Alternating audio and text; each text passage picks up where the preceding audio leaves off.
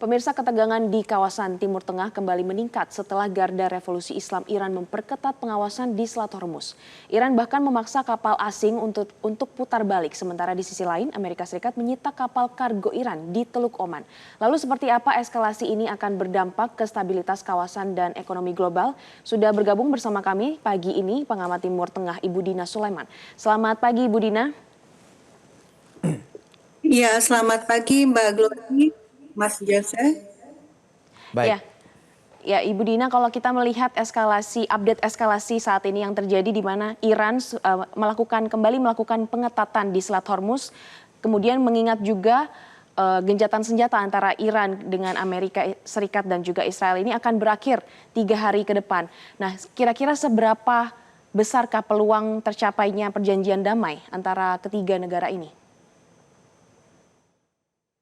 Ya, namanya negosiasi tentu syarat utamanya adalah kepercayaan ya. Ketika para pihak tidak bisa mempercayai lawannya, tentu sulit tercapai sebuah kesepakatan. Dalam hal ini, Iran memandang bahwa Amerika Serikat itu tidak bisa dipercaya karena dalam perundingan di 2025, 2026 itu perundingan soal nuklir itu sedang berlangsung perundingan Amerika Serikat malah mengebom Iran. Nah, kemudian yang perjanjian di Pakistan, ya sebelumnya belum ada perjanjian ya, tapi upaya untuk mencapai kesepakatan itu juga kan masih dalam proses. Tapi yang dilakukan oleh Amerika Serikat justru melakukan blokade ya terhadap kapal-kapal yang mau masuk atau keluar dari Selat Hormuz. Jelas ini membuat situasi semakin uh, tegang sehingga sulit untuk berharap bahwa perundingan di Pakistan tahap kedua kalau memang betul akan terjadi itu bisa memberikan hasil yang memuaskan. Mbak Dina, pada pertemuan di Islamabad pertama, Presiden Trump mengungkap bahwa masalahnya hanya nuklir. Tetapi ketegangan disebabkan oleh Hormuz dari kedua negara ini. Sebenarnya kalau melihat kebatinannya ini, apakah sebenarnya Amerika Serikat lebih memprioritaskan Hormuz karena dampak ekonomi yang lebih terasa, atau proliferasi nuklir karena ancaman keamanan yang menurut keyakinan Amerika Serikat? Ya, sejak awal itu memang kan Trump itu di 28 Februari ya, itu ketika mendeklarasikan perang, dia itu sebenarnya ada beberapa poin. Yang pertama memang alasan Amerika Serikat menyerang Iran itu masalah nuklir. Kenapa kok nuklir terus-menerus diangkat oleh Amerika selama ini, baik era Trump maupun era sebelumnya, karena ini bisa dimanfaatkan untuk menggalang dukungan publik global, karena publik global tahu bahwa bom nuklir itu berbahaya. Sehingga ketika memframing bahwa Iran ini ingin membuat bom nuklir, itu seolah-olah Amerika Serikat yang terus memberikan sanksi itu bisa diterima. Nah, sementara kenyataannya nuklir ini kan dilakukan oleh Iran untuk tujuan damai. Dia sudah menandatangani NPT dan reaktor-reaktor nuklir itu diawasi oleh PBB, oleh IAEA. Sehingga ini sebenarnya alasan yang dibuat-buat saja oleh Amerika Serikat. Bahkan di 2015 sudah ada juga perjanjian nuklir ya yang ditandatangani oleh beberapa negara. Nah, jadi yang kalau menurut saya yang memang fokus utama atau kekhawatiran utama Amerika Serikat saat ini adalah masalah Hormuz memang karena ini sangat berpengaruh pada ekonomi global. Meskipun Trump juga mengatakan kita nggak butuh Selat Hormuz. Ya, mungkin Trump yang nggak butuh Selat Hormuz, tapi kan negara-negara sekutunya Trump, negara-negara Teluk, itu butuh Selat Hormuz untuk menjual minyaknya dan gasnya dan produk-produk lain, misalnya helium, urea, dan lain-lain. Dan perusahaan-perusahaan ini pun sahamnya sebenarnya kan dikuasai oleh pebisnis Amerika Serikat. Sehingga memang Amerika berkepentingan Selat Hormuz ini terbuka lagi secara bebas seperti sebelum perang. Nah, kalau Iran sebenarnya hanya mensyaratkan kapal yang boleh lewat adalah kapal yang tidak membantu Amerika Serikat dan Israel untuk menyerang Iran. Artinya negara-negara Teluk sekarang dipaksa untuk bersikap rasional, mau terus tunduk kepada Amerika, atau ya sudah berhenti mengizinkan tanahnya digunakan oleh Amerika Serikat untuk menyerang Iran, dan menyatakan tidak lagi mau terlibat dalam perang ini dan berbaik-baik dengan Iran. Saya pikir itu langkah yang paling rasional yang seharusnya diambil oleh negara-negara Teluk. Oke, baik Ibu Dina, kalau kita melihat kebuntuan yang terjadi antara Amerika Serikat dengan Iran saat ini, seberapa besarkah peluang gencatan senjata ini akan tercapai, mengingat sesaat lagi kan sudah ada perundingan antara Iran dengan Amerika Serikat di Pakistan? Iya, yang diinginkan oleh Iran itu kan bukan gencatan senjata ya, tapi penghentian perang secara total. Sehingga meskipun selama ini Trump itu mengancam plus juga sambil mengajak gencatan senjata ya, ini kan ancaman Trump itu selalu seiring ya dengan ajakan gencatan senjata. Selama ini Iran tuh nggak pernah mau karena yang diinginkan bukan gencatan senjata. Sampai akhirnya Trump kemudian mengatakan bahwa setuju untuk membahas 10 poin proposalnya Iran. Makanya kemudian Iran juga menyatakan mau datang ke Pakistan untuk berunding. Nah, di 10 poin ini jelas yang poin pertama adalah Iran menginginkan penghentian perang secara total dan ada jaminan bahwa Amerika tidak akan menyerang lagi.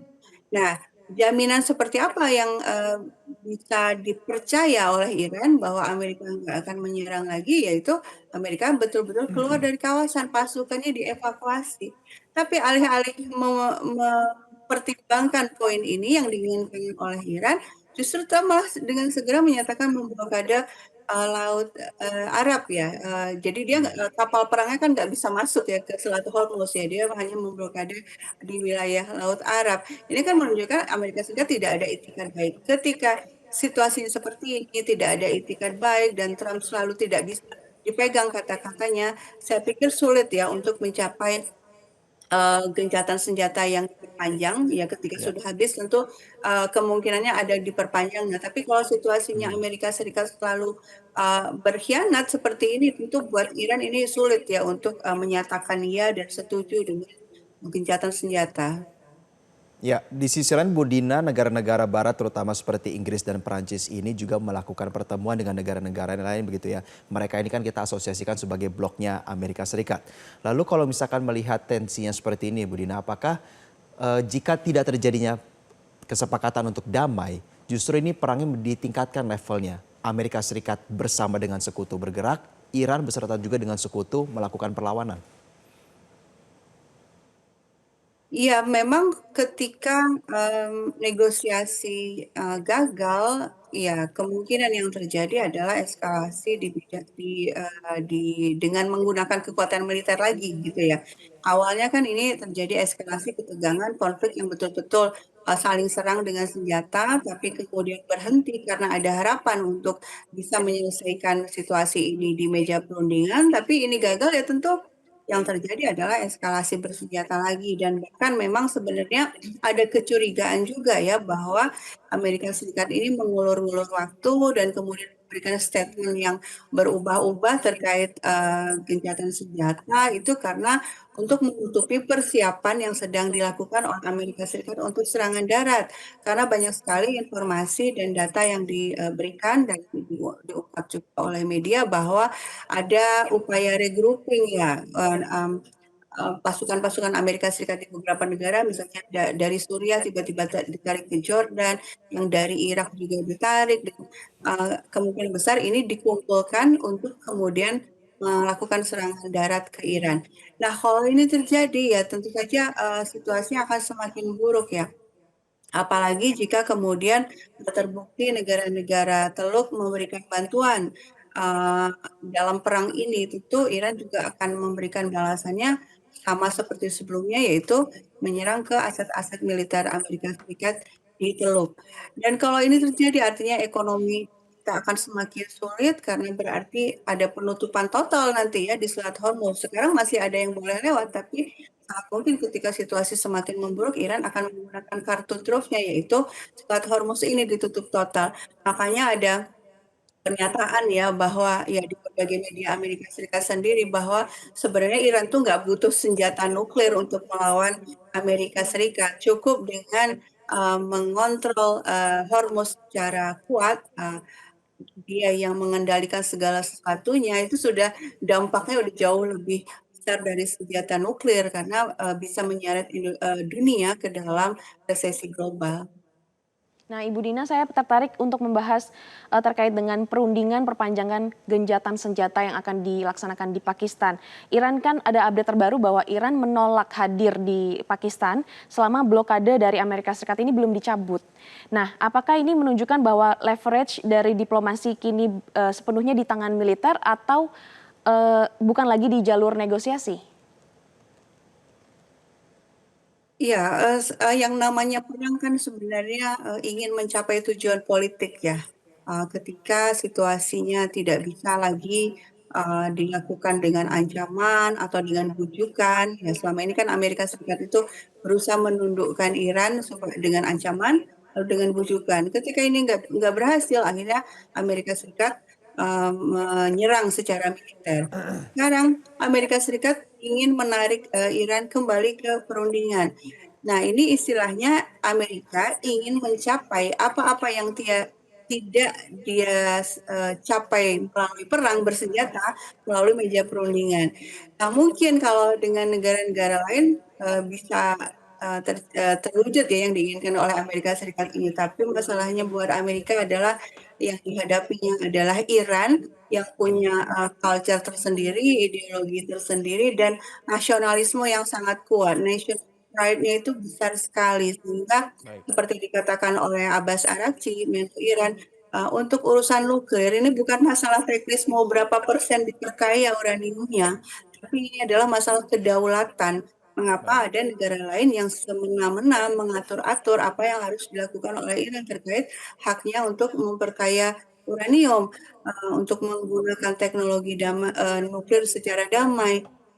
Nah, artinya di sini, yang menginginkan, perundingan yang membutuhkan perundingan agar perang selesai sebenarnya Amerika Serikat karena situasi sudah semakin buruk untuk, kondisi Baik. ekonomi Amerika Serikat sendiri, seharusnya Amerika itu mengubah perilakunya ya, kalau betul mau negosiasi tentu berhenti melakukan, Baik. ancaman-ancaman dan bahkan juga harusnya menarik kapalnya keluar dari Laut Arab, dan tidak lagi melakukan serangan kepada kapal-kapalnya Iran. Baik. Tanpa itu dilakukan, tanpa Amerika Serikat mengubah Ya. perilakunya, saya pikir Iran tidak akan tunduk. Baik, tentunya kita akan nantikan apakah nanti akan perundingannya berlangsung, tentunya juga untuk hasil akhir sebuah perdamaian. Terima kasih pengamat Timur Tengah, Bu Dina Sulaiman telah bergabung bersama kami pada pagi hari ini. Jelajahi cara baru mendapatkan informasi. Download Metro TV Extend sekarang.